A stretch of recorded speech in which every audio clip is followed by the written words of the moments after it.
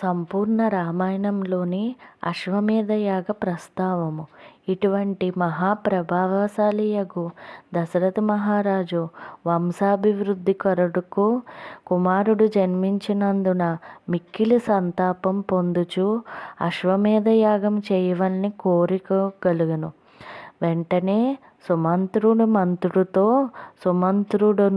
మంత్రితో మా గురువర్యులను పురోహితులను త్వరగా తీసుకుని రమ్మని చెప్పాను. అతడు వేదసారంగుతులైన సుజ్ఞ, వామదేవ, జాబాలి, కశ్యప వశిష్ఠులను మరీ కొందరు బ్రాహ్మణ శ్రేష్ఠులను వెంటబెట్టుకుని రాజు వద్దకు వచ్చెను.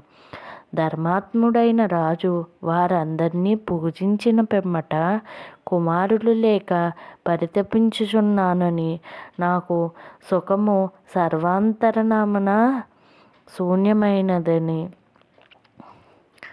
పలికెను. కనుక అశ్వమేధ యాగం చేయవలనని నాకు సంకల్పం కలిగదని చెప్పెను. మీరు నా కోరిక నెరవేరినట్లు ఆలోచింప వేడుచున్నాను. రాజు మాటలను బ్రాహ్మణులందరూ బాగు అని ప్రశంసించిరి. వారందరూ పరమానంద సంతోషంతో, మహారాజా, యాగ సామగ్రిని తెప్పించండి, గుర్రములు విడిచిపెట్టండి, సరియు నది ఒడ్డున యజ్ఞమును కనువుగా భూమిని చక్కగా నిర్ణయించండి. మహారాజా, మీరు తప్పక పుత్రులు పొంది ఆనందింపగలరని పలికిరి. బ్రాహ్మణుల మాటలు విని పరమానందభరితుడైన రాజు మంత్రులతో సమర్థులైన రక్షకులతో గుర్రములు విడిచిపెట్టండి, గురువులు చెప్పినట్లు యజ్ఞ సంభారములను సమకూర్చండి, సరియు నది ఉత్తర తీరాన యజ్ఞ భూమిని కల్పించండి, ఎటువంటి లోపము దోషము లేకుండా యథావిధిగా ఈ యాగము పూర్తయినట్లు మీరందరూ సహకరింపుడని పలికెను.